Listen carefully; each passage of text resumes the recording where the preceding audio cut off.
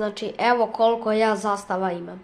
Imam jednu srpsku zastavu, crnogorsku, italijansku, albansku i još jednu srpsku zastavu.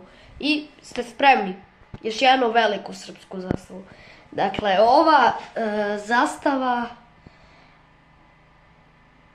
je mnogo velika, znači, toliko je velika da sam ja uopšte i razmišljao da li da je kupim,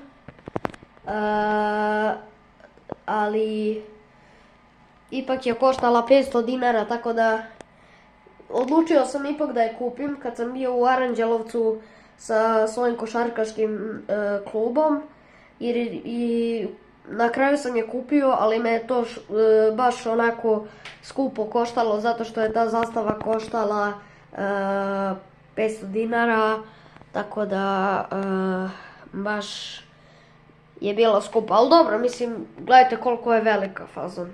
Normalno da je toliko skupa. Tako da, to.